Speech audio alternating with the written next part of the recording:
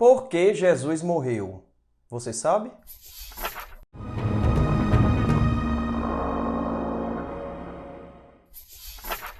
Olá, queridos questionadores, bem-vindo ao canal Bíblia Questionada. Então, você sabe por que Jesus morreu?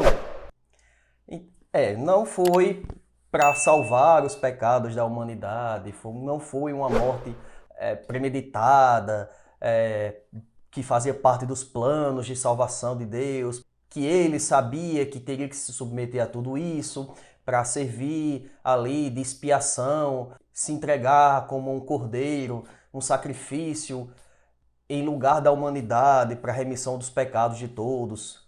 Não. Nem tampouco morreu porque cometeu blasfêmia, nem mesmo por ter tentado provocar uma insurreição armada contra Roma, uma rebelião. Os evangelhos, os 4 evangelhos, são uníssonos em dizer que Jesus morreu por se dizer Rei dos Judeus. Não é à toa que esse é o crime que foi afixado numa placa acima da cruz de Jesus. O grande erro de Jesus, se é que se pode falar assim, foi ter ido para Jerusalém na semana da Páscoa. Como eu falei no vídeo anterior, a Páscoa judaica era um momento onde uma multidão de judeus de todas as partes se reuniam lá, iam para a Cidade Santa para celebrar a Páscoa no momento de ofertar, de fazer seus sacrifícios no Templo de Jerusalém. Então a cidade era uma efervescência, era lotada, e nessas situações as tensões políticas e religiosas eram bem fortes dos judeus contra o domínio romano. E não é à toa que o governador, Pilatos, saía do seu palácio lá do Mediterrâneo, em Cesareia, para passar a semana, na única época do ano que ele ia à Judeia, era nessa período de Páscoa, passava lá a semana junto com suas tropas, exatamente para reprimir, para abafar qualquer fagulha, qualquer indício de rebelião, de insurreição, e manter a paz social.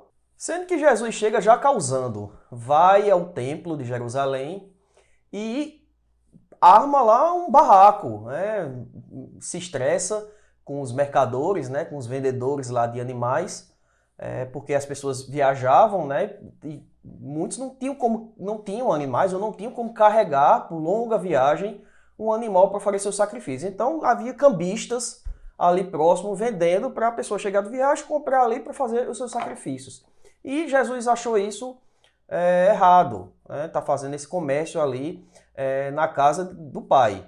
E aí os evangelhos contam que ele retirou a cinta e saiu quebrando as barracas, soltando os bichos e batendo nos vendedores. Então ele causou ali um tumulto que com certeza chamou a atenção das autoridades, tanto romanas como das autoridades judaicas, sobre aquela figura, quem era? Chamou a atenção, quem era? Porque como eu disse no outro vídeo, aquela entrada triunfal de todo mundo aclamando Jesus como o Salvador, como o Rei dos Judeus, ela não é historicamente plausível, ela provavelmente não aconteceu. Jesus não tinha tantos seguidores, não era uma figura conhecida totalmente, principalmente ali na região de Jerusalém. Então ele chegou na cidade meio que anônimo, e nesse incidente no templo chamou a atenção das autoridades de uma certa forma. Mas Jesus era um pacifista. Jesus não acreditava que Deus ia libertar os judeus de uma forma política ou militar, conforme era a expectativa de alguns judeus, que viria o Messias, seria uma figura poderosa, mas de forma política, militar, e ali ser empoderado por Deus, iria expulsar os romanos, e Israel ia ser uma nação soberana sobre os demais povos do mundo. Já o pensamento apocalíptico de Jesus era diferente. O entendimento dele é que Deus iria intervir de forma direta, enviando um ser cósmico que ele chama de Filho do Homem, que não era ele, era um outro ser, que viria para fazer uma espécie de guerra espiritual com as forças do diabo e, consequentemente, estabelecer o reino de Deus aqui na terra. Não é nada espiritual, não é nada no céu, depois que Jesus morresse, não. seria aqui na terra. E uma vez estabelecido esse reino, alguém ia ter que reinar. Obviamente que Deus seria o rei acima de tudo, mas quem iria ser, digamos, o preposto aqui na terra seria Jesus. E ele precisava estar vivo para isso acontecer.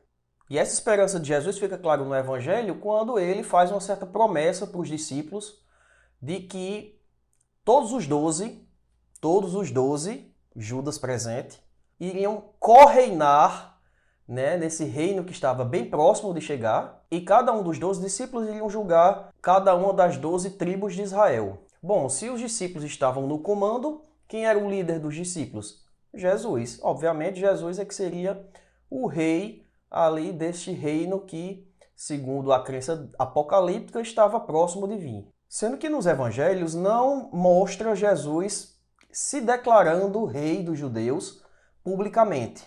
Ele poderia ter dito? Pode, claro. Né? O tema da mensagem de Jesus central era a questão da vinda do reino de Deus, que estava bem próximo e que as pessoas deveriam se arrepender dos pecados para se preparar para fazer parte desse reino.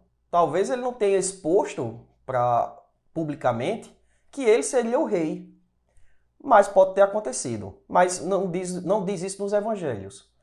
E aí que vem o que parece ser a grande revolta incutida nos textos evangélicos.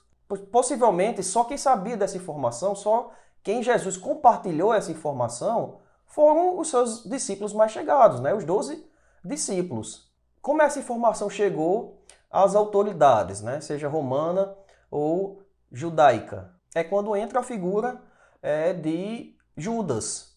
Judas, a informação que Judas passou talvez não tenha sido apenas sobre o paradeiro de Jesus, para que ele pudesse ser preso numa determinada hora que não houvesse resistência, ou que Jesus estava planejando um motim, planejando uma rebelião contra Roma. Pode ter sido apenas que Jesus estava se declarando futuro rei dos judeus. E aí sim é um problema, e grande, né? Porque quem era o rei dos judeus? Né? O rei dos judeus era o rei de Roma, era o César.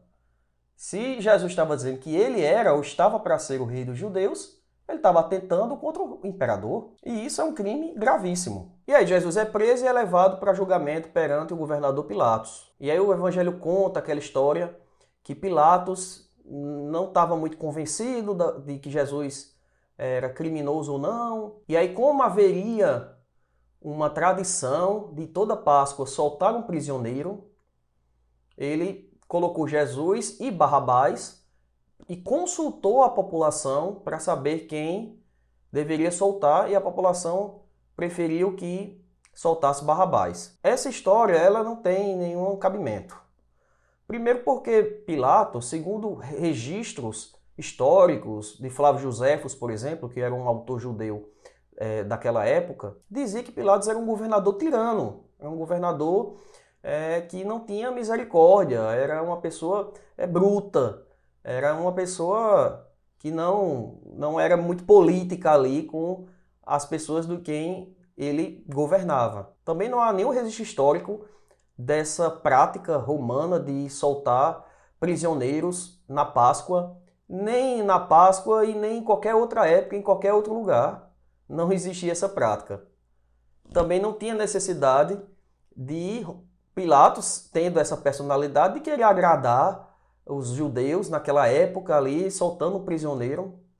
E também não fazia muito sentido porque os evangelhos falam que Barrabás foi preso por insurreição e assassinato. O que faz menos sentido ainda ele ter sido solto por Roma. Porque se ele foi preso por insurreição, ou seja, por tentar se insurgir contra Roma, e assassino, provavelmente matou ou um soldado romano, ou uma autoridade romana, ou alguém que era do lado dos romanos. Obviamente que Roma não ia soltar simplesmente porque a população estava pedindo uma pessoa que era inimiga de Roma, que estava causando confusão e foi preso por isso. Essa história provavelmente foi criada para mostrar, mais uma vez, conforme eu já disse no vídeo anterior, como os judeus se comportavam e reagiam às bênçãos, né? Às oportunidades que Deus mandava. Barrabás, em aramaico, significa filho do pai. E em alguns manuscritos antigos de Mateus,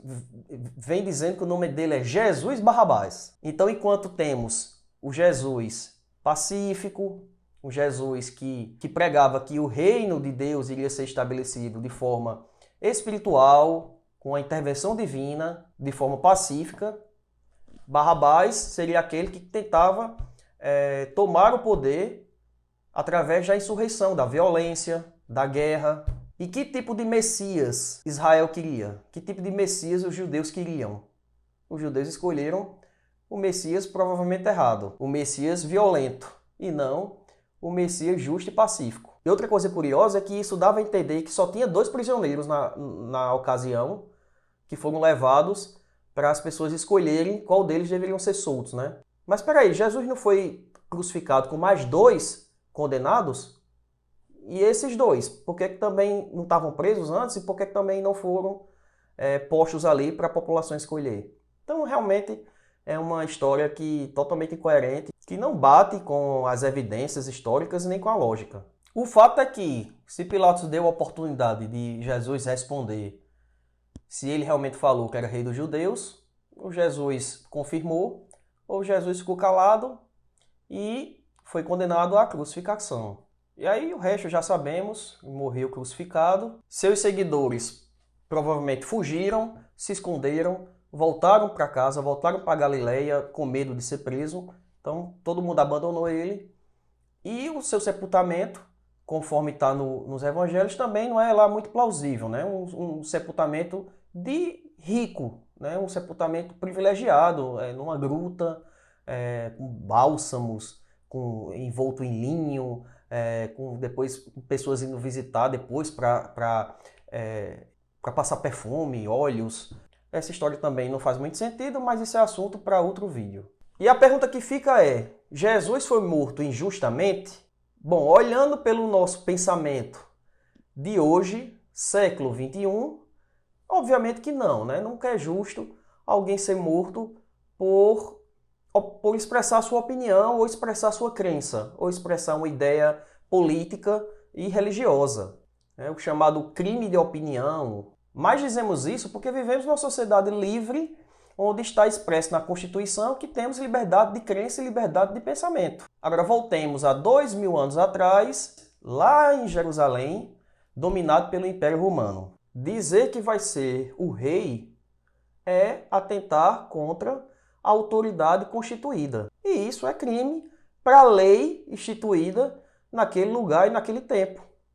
Então, olhando pelo aspecto legal, Jesus cometeu um crime. Isso é óbvio. Então, nesse ponto, a prisão dele, a morte dele, e naquele tempo isso aí a pena era condenação de morte, e condenação de morte na cruz, era, enfim, o que estava estabelecido. Então, olhando por esse lado, Jesus foi culpado. Ele realmente se dizia rei dos judeus. Causa, consequência.